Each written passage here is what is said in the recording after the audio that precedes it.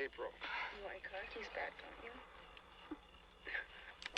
Il déchire et il ment, pauvre serment. Il fait souffrir tous les amants qui n'ont pas su tourner la page.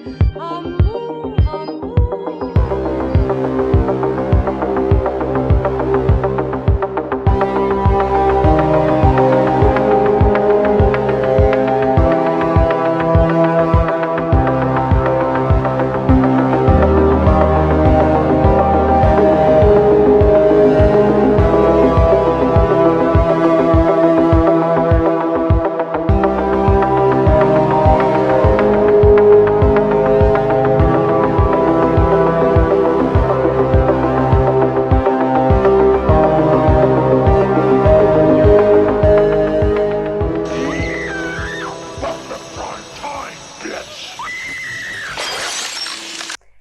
Welcome to Primetime Bitch! Aujourd'hui, j'ai décidé de vous proposer deux films bien plus effrayants dans ce calendrier. Un film à sketch par un maître de l'horreur à l'italienne et un film d'épouvante qui a traumatisé l'adolescente en moi.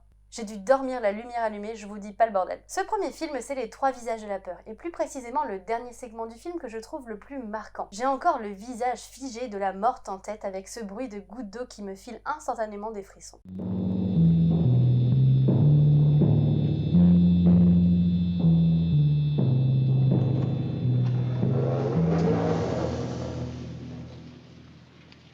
Eccola là. Ma che fa? Resta lì, non viene a darmi una mano? No, abbia pazienza, signorina, ma è una cosa più forte di me. Non me lo chieda.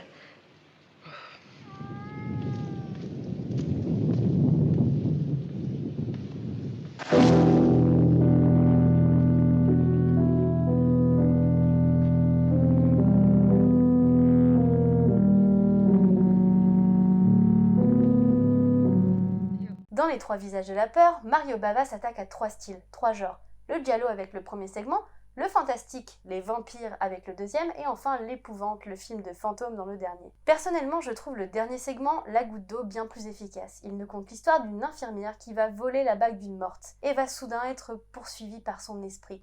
Et ce bruit de gouttes d'eau qui vous hantera vous aussi.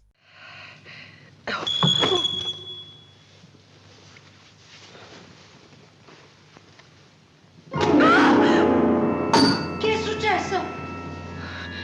Niente, stia pure tranquilla.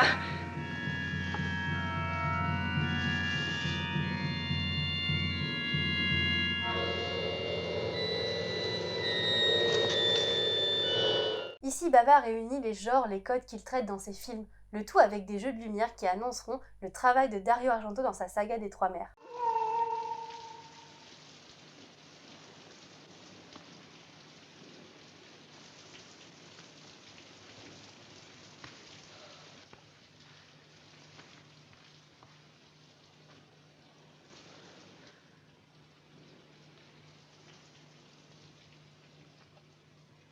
Et enfin, le dernier film d'avant Halloween, mais non des moindres, celui qui m'a traumatisé durant mon adolescence, celui qui fait appel à notre peur du noir, celui qui marquera encore longtemps, Darkness, réalisé par Rome Balaguerro en 2002. Le film a tout du film d'épouvante à voir dans le noir, avec un plaid pour vous cacher en dessous durant les scènes trop marquantes.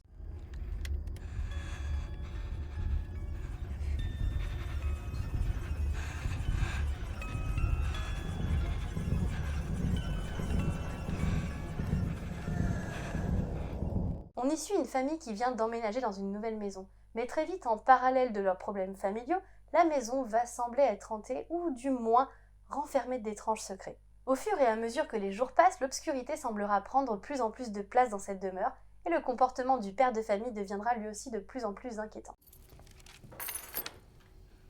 J'arrivais pas à dormir. Papa n'a pas voulu que je laisse une lumière. Depuis quand t'as peur du noir, toi?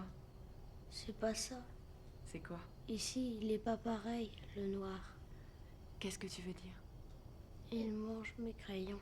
Je revois toujours ce film avec beaucoup de nostalgie puisqu'il s'agit de celui qui a quand même réussi à me faire dormir les lumières allumées, je le répète, tellement je ne m'en remettais pas, moi qui à l'époque baignais déjà constamment dans l'horreur. Il est bien réalisé, met en scène de grands moments de tension et je vous défie de dormir dans le noir après ce visionnage. À côté de Darkness, le film justement dans le noir, c'est de la rigolade. Enfin, j'espère que ces vidéos pour attendre Halloween vous ont plu. Et je vous dis à demain pour une dernière vidéo spéciale Halloween. Et n'hésitez pas à me taguer avec le hashtag Welcome to Halloween Mood si vous visionnez Darkness ou Et les 3 visages de la peur. Et à demain pour une nouvelle vidéo.